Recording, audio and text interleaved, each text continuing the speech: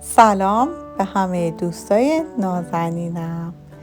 امروز میخوایم لاهماجون یا لحماجون، یه غذای خوشمزه ترکی رو درست کنیم.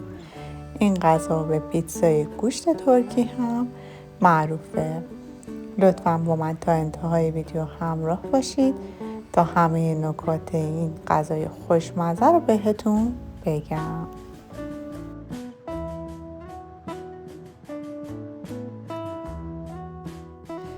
به 3/4 لیوان آب ولرم، 1 قاشق سرخالی غذاخوری مخمر فوری و 1 قاشق غذاخوری شکر اضافه میکنیم.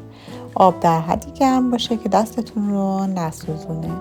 شکر رو برای این اضافه میکنیم که مخمر زودتر عمل کنه. 1 ربع کنار میذارمش. تو این فاصله میریم مواد لاهماجون رو آماده کنیم. 1 عدد پیاز خورد میکنم و داخل غذا ساز میریزم. 1 عدد فلفل سبز دلمه‌ای. شما برای این غذا میتونید از فلفل قرمز پاپریکا استفاده کنید. من از پودرش استفاده کردم. این غذا رو معمولا تند و تیز درست میکنن، پس اگر غذای تند دوست دارین میتونید فلفل سبز تند هم اضافه کنید. 2 عدد گوجه فرنگی رو هم خورد میکنم و به موادم اضافه میکنم.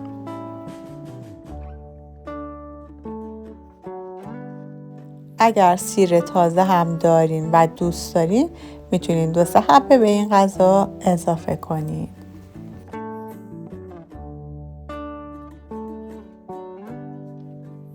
یک دسته جعفری تازه رو هم خورد میکنم. تمام سبزیجات لاهماجون توی رستوران‌های ترکیه با دست خورد میشن. با اون چاقوهای ساتور مانند بزرگشون مواد رو خورد میکنن. ولی ما برای اینکه کارمون راحت تر باشه از غذا ساز استفاده میکنیم. شما اگر غذا ساز ندارین به دستگاهی که اونا رو خورد کنه میتونید همه مواد رو با چاقو ریز ریز خورد کنید. ادویه ها رو اضافه میکنم: نمک، فلفل سیاه، پاپریکا، پودر سیر، پودر بیبر، پودر زیره. 2 قاشق غذاخوری رو به گوجه فرنگی اضافه میکنم.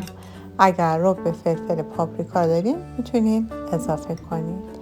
همه مواد رو خوب میکس میکنم و میذارم کنار تا استراحت کنه. مخمری که بعد از 1 ربع عمل اومده به 2 پیمانه آرد اضافه میکنم. 1 قاشق چایخوری نمک اضافه میکنم و همه مواد جمع میکنم تا خمیرم کاملا جمع و یک دست بشه.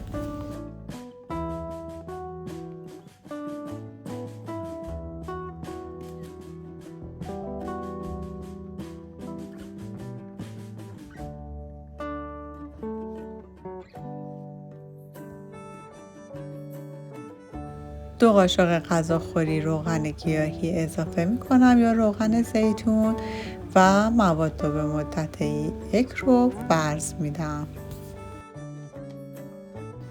اگر سختتونه که خمیر رو ورز بدین میتونین 100 بار به سطح کار بکوبونیدش.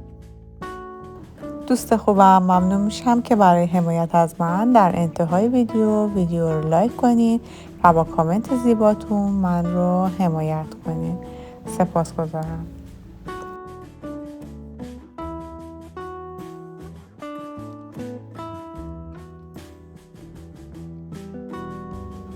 خمیر دیگه به دست نمیچسبه، ولی وقتی انگشت میزنم به سطح پر نمیگرده. یه مقدار دیگه اون رو ورز میدم. در نهایت داخل ظرف میذارم.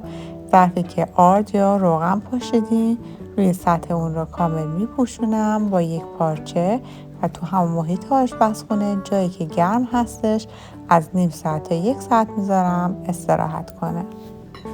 سبزیجات خرد شده که با ادویه کاملا ترکیب شده و مونده به گوشت چرخ کرده اضافه میکنم.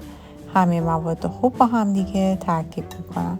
اگر چربی گوشتتون کم هستش میتونید 2 قاشق غذاخوری روغن توی این مرحله اضافه کنید.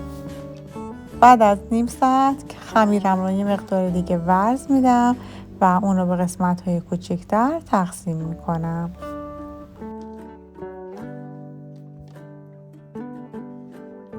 اندازه چونه ها به خودتون بستگی داره. به اندازه یک نارنگی کوچیک اوکی و نرماله.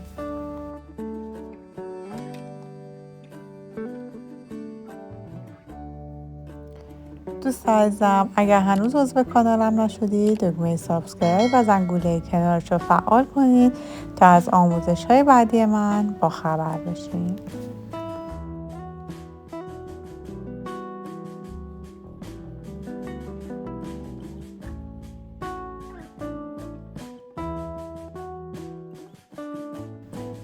حدوداً 6 تا چونه کوچیک من درست کردم. اونها رو کنار میذاریم، پارچه روی اون میندازیم تا خشک نشه. روی سطح کارم رو کمی آرد میپاشم و یکی یکی چونه هایی که آماده کردم رو باز میکنم. ضخامت خمیر لاهمجون بهتره حدوداً 2 میل باشه و زیاد خمیرتون ضخیم نباشه. لاهمجون را غیر از فرم میتونید داخل تابه هم درست کنین. بعد از اینکه مواد زدید اون رو داخل تابه‌ای که از قبل گرم کردید قرار بدین. در تابه رو بذارین و زمانی که نون کمی پخت لاهمجون شما آماده است. خمیری که آماده کردین 2 قاشق غذاخوری از موادمون رو روش میذاریم و با دست سطح اون رو صاف میکنیم. بهتره با دست این کار رو انجام بدین تا کاملا مواد یک دست روی سطح خمیر پخش بشه. بیش از اندازه مواد روی خمیرها نذارین چون در نهایت خوب پخته نمیشه و موادتون به صورت خمیر باقی میمونه. اگر سبزیجاتی که آماده کردین زیاد آب داره میتونین اونها رو داخلی آبکش بذارین و آب اضافهشون رو جدا کنید.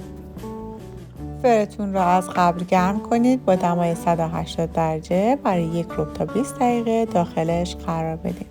حتما چک کنید که زیاد از حد پخته نشه و خشک نشه موادتون. وقتی از فر خارج کردید اونا رو روی هم بذارید، یه پارچه روشون بکشین تا باعث نرم شدن و انعطاف پذیر شدن نونتون بشه. با پیاز، جعفری، کاهو و ترشی میتونین لاهمجون رو لقمه کنید و نوش جان کنید. اگر از این ویدیو خوشتون اومد ممنون میشم که اون رو لایک کنید و با دوستای خودتون به اشتراک بگذارید. لینک ویدیوی ساندویچ گوشت ترکی رو هم براتون میذارم، دوست داشتین تماشا کنید.